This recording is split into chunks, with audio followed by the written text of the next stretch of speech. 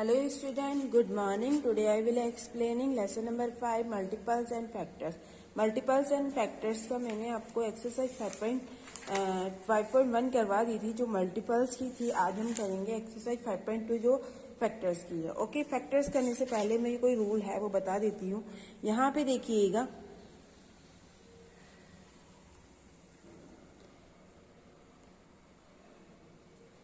देखिएगा, a factor is number which divides the number completely and leaving no remainder behind itself. ये कह रहा है कि जो हम जब डिवाइड करते हैं किसी चीज को तो वो पूरा यानी कि डिवाइड होता है और है ना, क्या कहते हैं, उसका कोई पीछे की तरफ कोई यानी कि रिमाइंडर नहीं रहता है जब हम डिवाइड करते हैं. तो वो क्या होता है, वो फैक्टर्स होते हैं जब कंप्लीटली डिवाइड हो जाता है. ठीक है, जैसे यहाँ पे देखो 3 × 4, तो यहाँ पे 3 × 4 = 12. जो 12 है तो 12 का फैक्टर्स क्या होगा, 3 और 4. क्योंकि अगर मैं 3 से अगर डिवाइड करती हूँ तो मेरा कोई रिमाइंडर नहीं रहेगा और मेरा आंसर आएगा वो क्या आएगा, 4. और यहाँ पे अगर मैं 4 से 12 को डिवाइड करती हूँ तो मेरा क्या आएगा, 3, और पीछे कोई रिमाइंडर नहीं रहेगा. अब देखो डू यू नाउ यहाँ पे देखिएगा, क्या आप जानते हैं कि 1 is a factor of every number. जो 1 है वो क्या है, फैक्टर्स है एवरी नंबर. हर एक नंबर का जो 1 होता है वो क्या होता है, फैक्टर्स होता है. ठीक है, यहाँ पे देखिएगा फिर every number expect 1 is a factor of itself. thus every number have at least 2 factors. यानी कि जो 1 है वो अपने आप का तो यानी कि 1 जो है वो खुद का तो ही फैक्टर्स होता ही है, लेकिन जो एवरी नंबर्स होते हैं, कोई भी जो नंबर होते हैं उसके भी क्या होते हैं, फैक्टर्स होता है 1. Okay, 1 and the number itself. और 1 क्या, खुद का भी एक 1 नंबर जो है फैक्टर्स है. एक तो जो 1 होता है वो उसका जो होता है फैक्टर्स होता है, और जो खुद होता है यानी कि मान लो 4 है तो 4 का क्या हो जाएगा, फैक्टर्स हो जाएगा. ठीक है, तो ये कहने का मतलब ये है कि कोई भी नंबर होता है जो एक तो अपने आप का फैक्टर्स होता है और इसके अलावा जो होता है वो 1 भी क्या होता है, जैसे फैक्टर्स होता है. यहाँ पे देखिएगा, यहाँ पे द फैक्टर्स ऑफ 8, तो 8 का फैक्टर्स हमें क्या बताया, 1 2 4 8. तो यहाँ पे देखो 1 तो होता ही है एवरी नंबर का, मैंने बताया था. और एक जो हमें 8 दे रखा है तो उसका खुद का खुद यानी इटसेल्फ या जो होगा वो इटसेल्फ यानी कि जो अपने आप का, तो ये क्या होगा, ये 8 होगा. ठीक है, और बीच में जो आ रही है वो हमें जो है वो फैक्टर्स यानी कि 8 की जो पूरी 8 की टेबल, 2 की टेबल और 4 की टेबल में भी 8 आता है. सिंपल सी बात है. ठीक है, फिर है इनके रिस्पेक्ट में a number has limit number. A number has limited number of factors but unlimited number of multiples. ये कह रहे हैं कि जो फैक्टर्स होते हैं उसमें लिमिटेड नंबर होते हैं बट जो मल्टीपल्स होते हैं उसमें अनलिमिटेड होते हैं. ओके, अब यहाँ देखो प्रॉफिट्स ऑफ फैक्टर्स. यहाँ पे जो है वो है 1 is factors of every number. जो 1 है मैंने पहले भी बताया था वो हर एक एवरी नंबर यानी हर एक का क्या होता है, फैक्ट होता है. In fact 1 is the smallest factor of any number. और वो क्या होता है, सबसे स्मॉलेस्ट नंबर होता है 1. ओके, कोई भी डिजिट का अगर फैक्टर हमें स्मॉलेस्ट पूछा जाए तो वो क्या होगा, 1 होगा. A number is factor of itself. और जो नंबर होता है वो खुद का फैक्टर्स होता है. If in fact the number is the largest factors itself. और जो सबसे बड़ा होता है वो अपने आप का ही सबसे बड़ा क्या होता है, ग्रेटेस्ट. यानी जो ग्रेटेस्ट जो नंबर होता है वो अपने आप ही, ग्रेटेस्ट मतलब होता है बड़ा, तो वो क्या होता है, खुद का ही नंबर होता है. ठीक है, ग्रेटेस्ट. फिर है every non zero number is a factors of 0.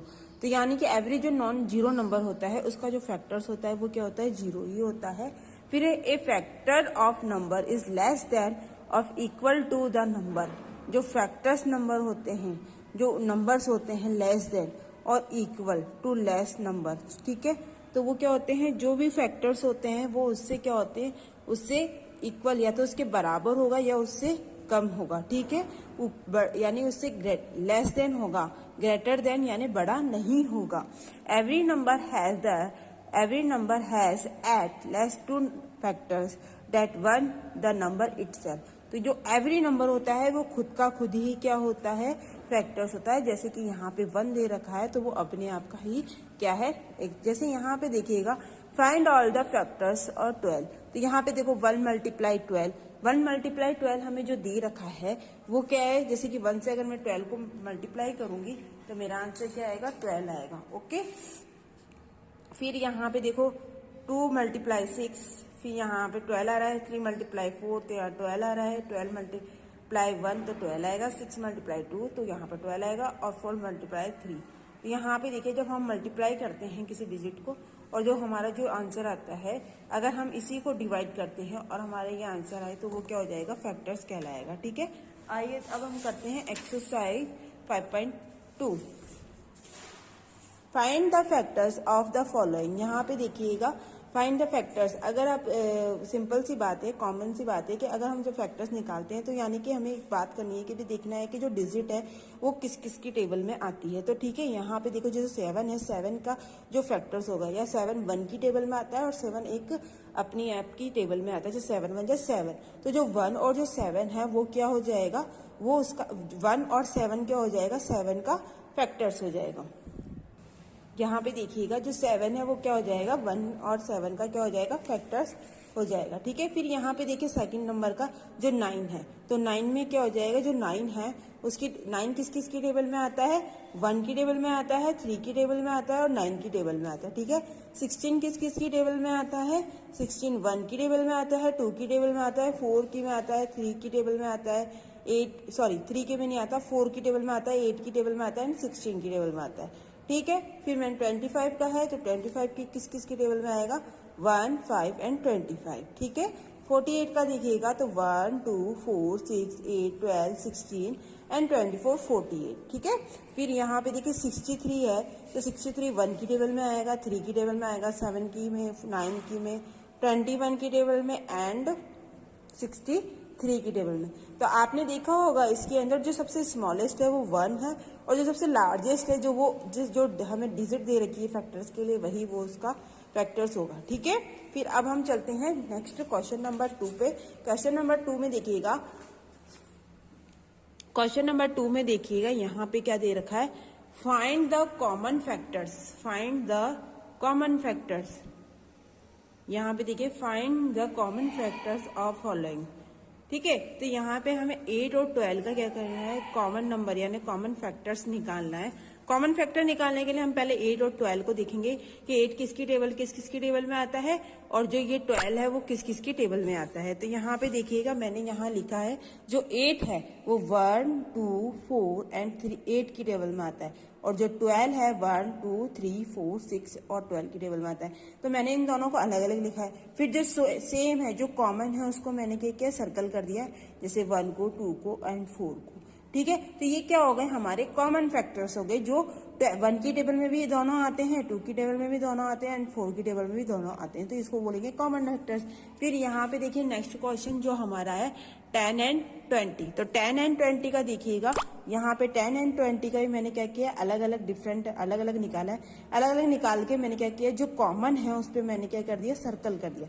तो यहाँ पे सर्कल ड्रॉ कर दिया। अब यहाँ पे देखिए 10 की 1 की टेबल में, 2 की टेबल में, 5 की टेबल में एंड 10 की टेबल में। 20 है जो 1 2 4 5 10 एंड 20। फिर यहाँ पे क्या किया, जो कॉमन है उस पर मैंने क्या कर दिया, सर्कल बना दिया। अब सर्कल बनाने पे जो डिजिट आई है वो मैंने यहाँ पे लिख दी है। ठीक है, जो कॉमन है, जो कि इन डिजिट में क्या होता है कि 10 की भी टेबल में आता है या फिर हम डिवाइड करेंगे तो पूरा पूरा डिवाइड होगा और यहाँ पे 20 की टेबल में भी आएगा और हम डिवाइड करेंगे तो कंप्लीटली डिवाइड हो जाएगा।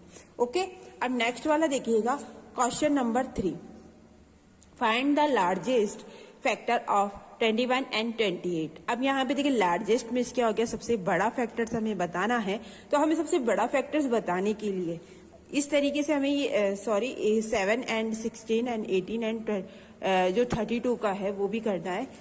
तो यहाँ पे देखिएगा, यहाँ पे देखो जो कॉमन फैक्टर्स हमें दे रखे हैं, कॉमन फैक्टर्स यहाँ पे हमें बताना है। तो यहाँ पे 7 एंड 16 का है, तो 7 एंड 16 का मैंने क्या किया है, कॉमन फैक्टर्स निकालने के लिए पहले इन दोनों के फैक्टर्स निकालने हैं कि भाई 7 की टेबल में आता है और 16 की टेबल में कौन कौन, 16 की टेबल में कौन कौन किस किस की में है ना 16 की टेबल 16 आता है। तो जैसे 1 की टेबल में, 2 की टेबल में, 3 4 की टेबल में, 8 की, और 7 में 1 एंड 2 7, ठीक है।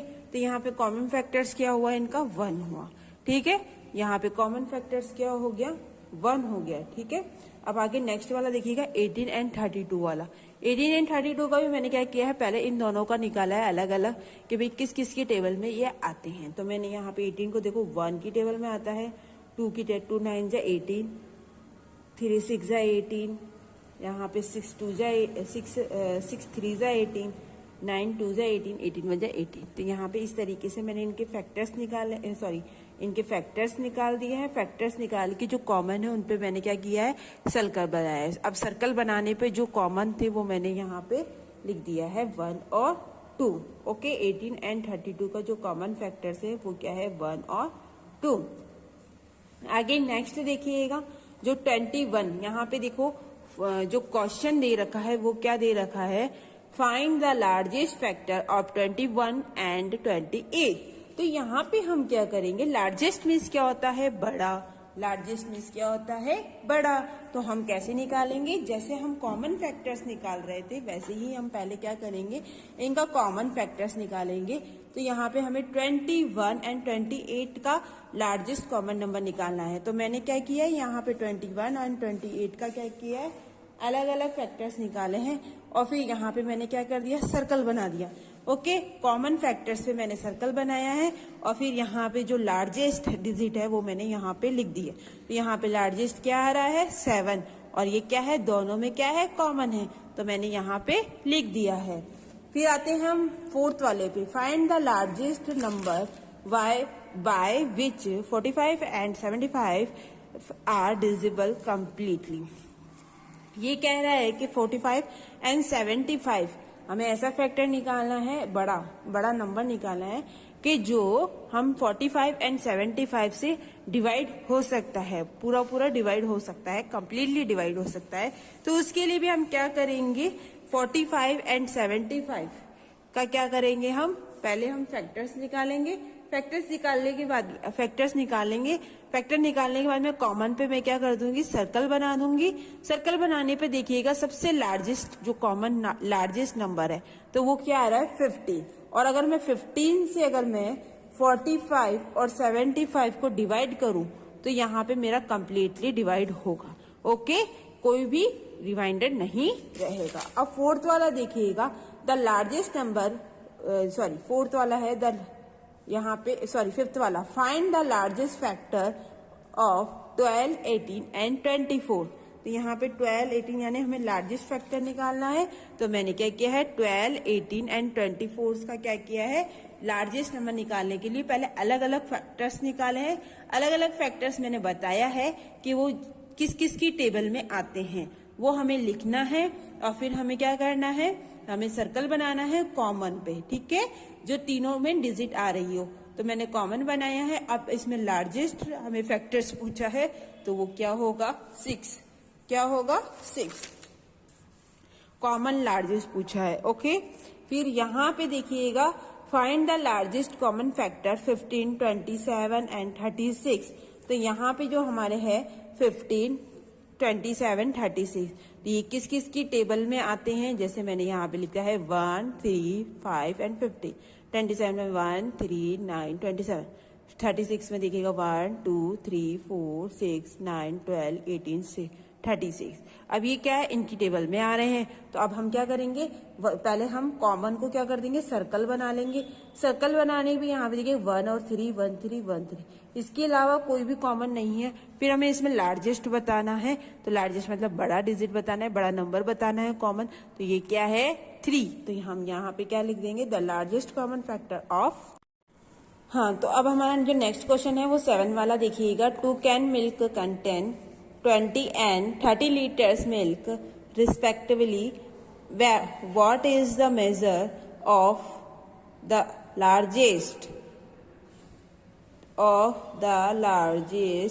utensils so that which can measure both cans completely. ये कह रहा है कि भाई जो हमारे जो हम जब दूध लेते हैं तो यहाँ पे देखो एक तो 30 लीटर्स है और एक 20 लीटर्स है मिल्क है, ठीक है, एक उसमें है।